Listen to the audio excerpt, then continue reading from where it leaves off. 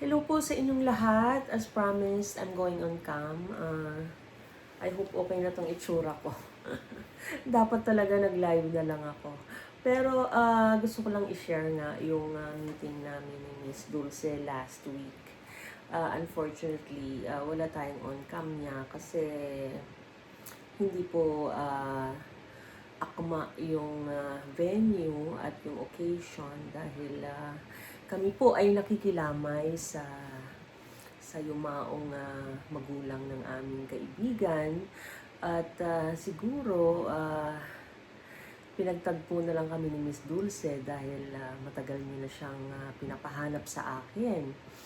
At bagamat maraming bumabati sa kanya doon sa chapel, ay nagkaroon kami ng time together.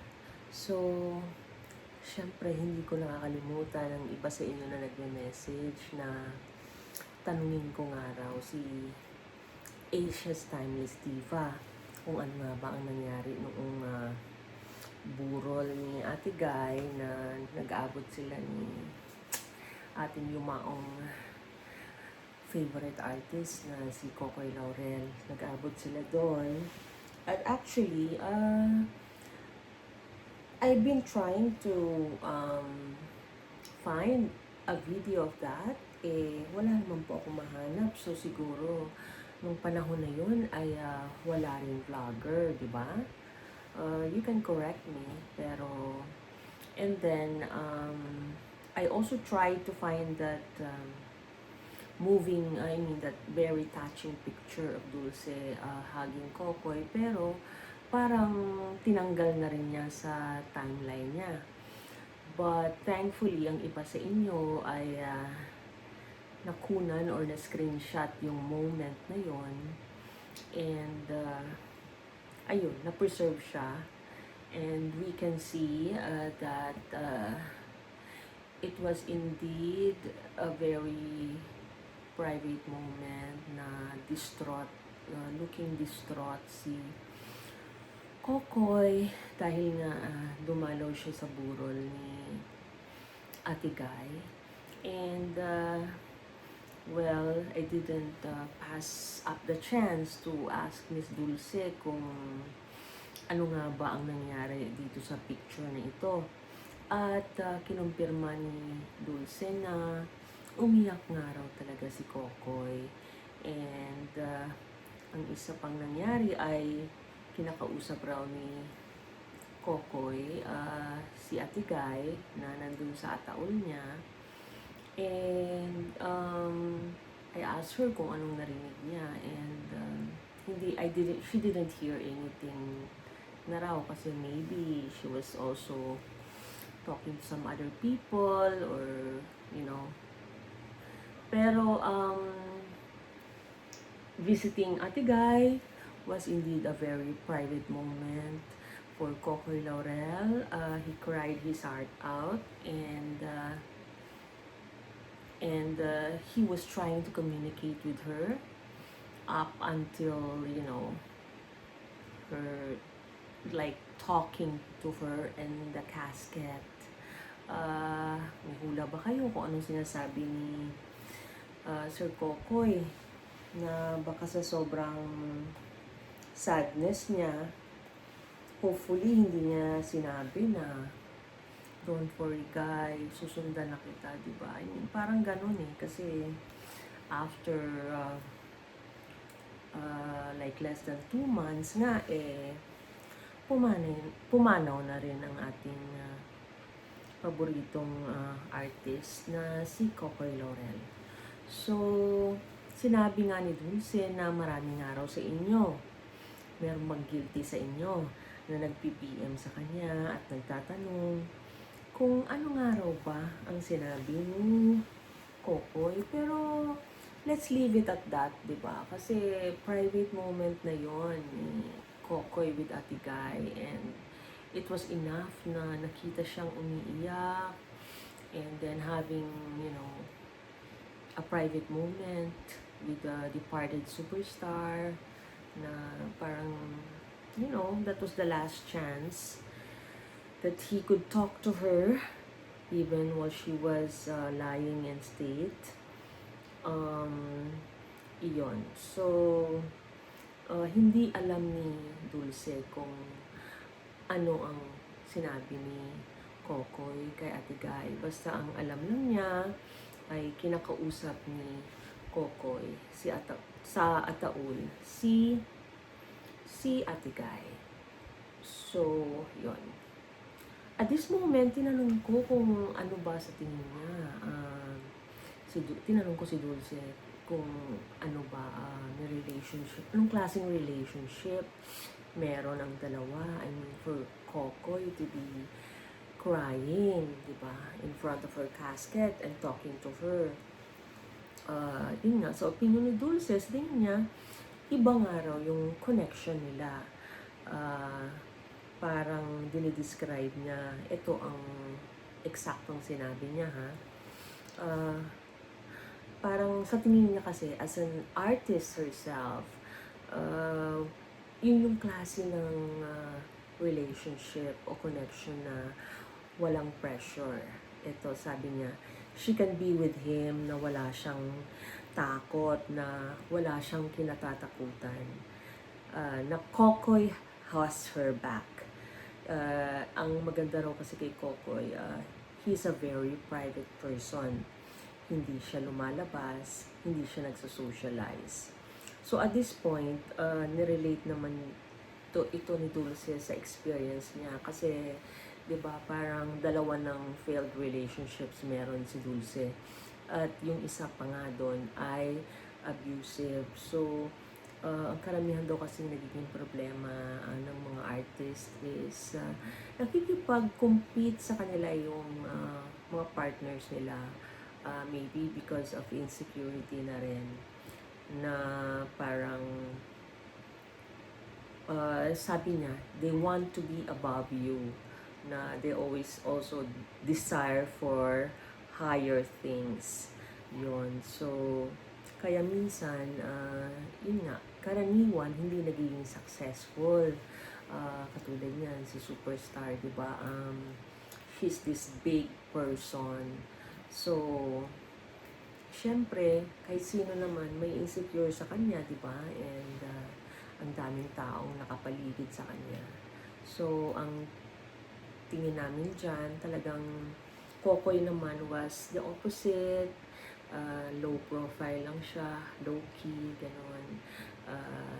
Hindi naman niya i-upstage si Superstar, di ba? Parang, he's just parang, he's her number one cheerleader. As you can see sa mga statement niya sa akin, na parang, ayun, he adored her. And despite being the Kokoy Laurel, talagang ibang-iba pa rin ang tingin niya kay Ate Guy. So, yun. Ang dagdag pa ni, kasi nag-notes ako dito. Ang dagdag pa ni Dulce ay parang ang reading niya, Kokoy is there for her. Siguro, pag kailangan siya ni Guy, meron silang intindihan kahit wala ng words. Ayan, napakaganda ng sinabi niya, di ba? And hindi naman daw totoo na parang porque the Laurels are rich and then si Ate Guy is self-made, wala naman daw ganong discrimination. Kasi they also know, or she also saw na Tita Celia Diaz Laurel, na pumanaw na, I was very attentive to Ate Guy and she took care of her. Ayan, sana may live pa tayo, no? Kasi maganda kasi yung may question kayo as I speak at hindi katulad nitong recorded siya. So, if you have anything more to ask, just leave a comment. And huwag din kayong matakot na mag-leave ng comment to state your opinion. So, kunento nga ni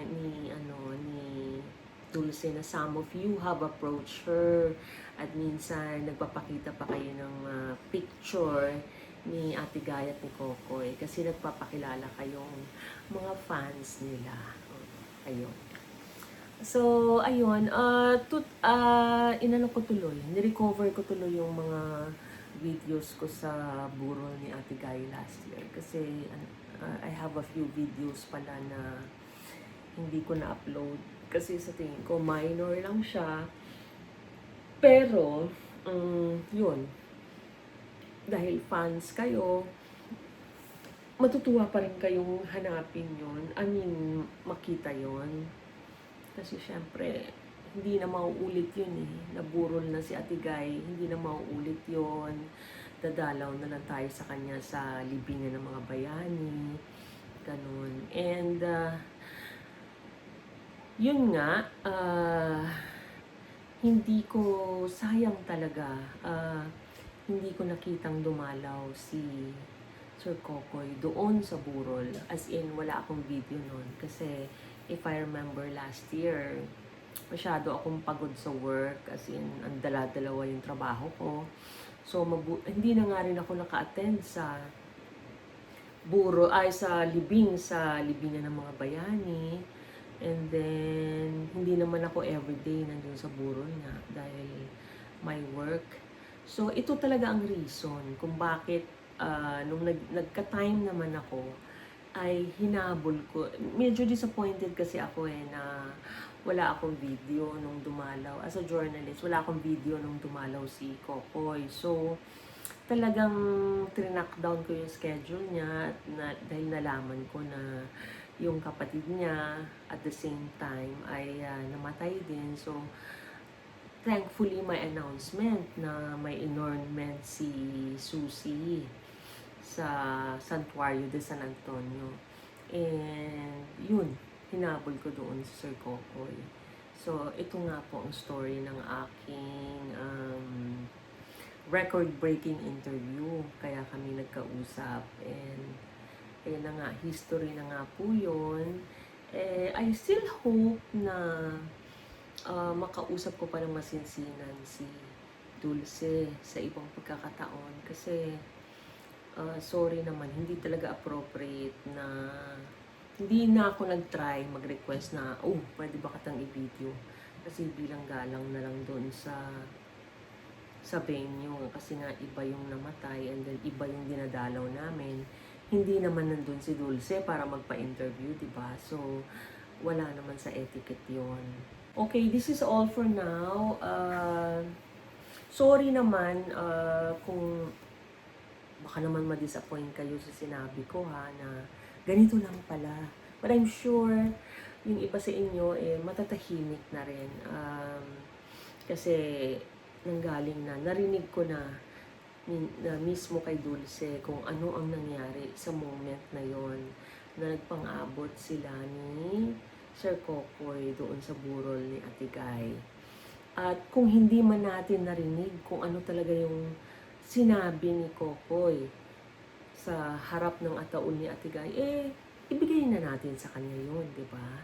Kasi that was a very private moment na at least nalaman natin na ganun palang eksena doon, ganun ang nangyari, at talagang walang duda na dinibdib talaga ni Kokoy ang biglang paglisan ng kanyang Lollipops and Roses co-star.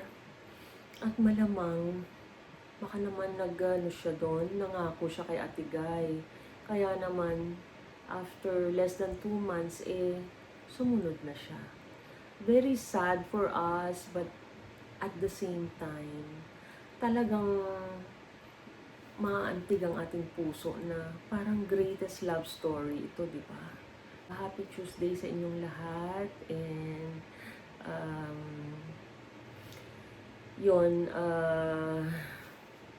you know me, I'm a reliable source. And at some point, baka makita rin ni Dulce itong video ko. Pero yun nga, ito ang narinig ko. Yun nga lang, maingay po ang background. So pagpasensyahan nyo na, nare-relate ko lang talaga kung ano yung naging usapan namin ni Dulce doon sa chapel, ano ang tingin niya sa relationship, ni Kokoy and Ate Guy. And at least narinig na natin kung ano yung mga pangyayari doon sa Heritage Chapel na nagpang-abot sila ni Kokoy. Ayun. Bigla kasi ako may naalala. So, sorry na napatigil ako sa pagsasalita. Until the next video po, magandang araw, magandang gabi to Noranians in the Philippines and all over the world. Ingat po tayo. And kung tayo po ay hindi makaget over sa nangyari kay Kokoy and Ate Guy, ayan po, promote ko lang yung libro ni Teacher Nipi na pinagkakaguluhan ngayon. At actually, sinimulan ko siyang basahin sa last chapter, as in, last chapter ba yun? Meron ng ibang chapter. Chapter 53. Kinilig talaga ako and I hope magkaroon ako ng time na talagang basahin itong libro. Ayan, full support ako kay Teacher Nipi. Dahil isa din niyang documentaries ng Guy Kokoy. So guys, share ko lang itong ilan sa mga video na nasa archive ko noong burol ni Ate Guy noong 2025. Ito yung pinaka-importante talaga, yung almost midnight na nilabas ni Lotlot yung malaking painting ni Kokoy kay Ate Guy. Konti na lang kami doon sa chapel At least na-witness naming ilabas yung painting. And then, sabi ko nga nung nakita ko to, grabe, ang laki naman ng painting. Ayan. So, hindi ko nga nakita na i-turn over ito ni Sir Kokoy. Pero at least na silayan ko yung painting during the burol.